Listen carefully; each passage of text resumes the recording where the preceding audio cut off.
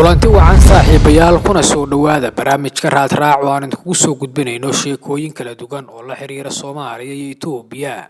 Intaanan u gudbin muuqaalkan oo dhammaystiran fadlan daawade waxaan ka codsanaynaa inaad muuqaalkan like saarto una share garayso asxaabtaada, subscribe na saarato YouTube channelkeena, gambaleelkana aad furato. mahadsanid. Madaxweynaha cusub ee Soomaaliya Xasan Sheekh Maxamuud oo xafiiska jooga wax ka yar 3 bilood welina aan soo dhisin xukuumaddii hogaamin lahayd dalka ayaa dalka uga baxay 7 safar oo ku tagay dalalka dariska la ah Soomaaliya iyo kuwa Carabta iyo Turkiga marka laga reebo wadanka Itoobiya oo uusan wali booqan madaxweyne Xasan Sheekh Maxamuud. haddaba maxay tahay sababta madaxweyne Xasan Sheekh Maxamuud u dhinac marayo Itoobiya oo xuduudda ugu dheer la wadaagta Soomaaliya?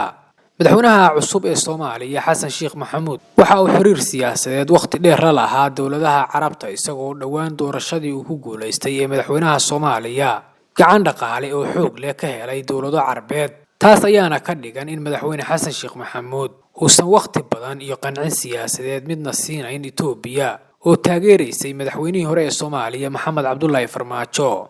dhinaca kalena walaac iyo hadalhayn xoogan ayaa ka dhalatay safarkii ugu dambeeyay ee madaxweynaha Soomaaliya Xasan Sheekh Maxamuud uu ku tagay dalka Masar, markaas oo madaxweynaha wadanka Masar sheegay in Soomaaliya iyo Masar ay ku heshiiyeen in si isku mid ah loo wajaho xiisadda webiga Niil, taasi oo ka dhigan in Soomaaliya ay la safatay wadanka Masar inkastoo aysan dawladda Soomaaliya mowqifkeeda cadayn.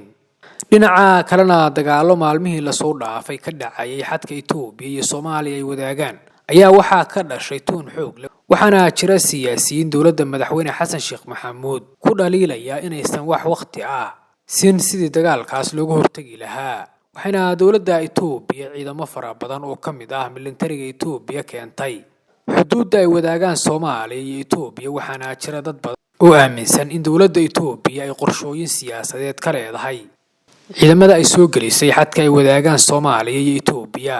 waxaase maalmaha nagu soo aadan isha lagu hayn doonaa sida dawladda Soomaaliya u jawaabto inay sii joogaan ciidanka Itoobiya xadka labada dal.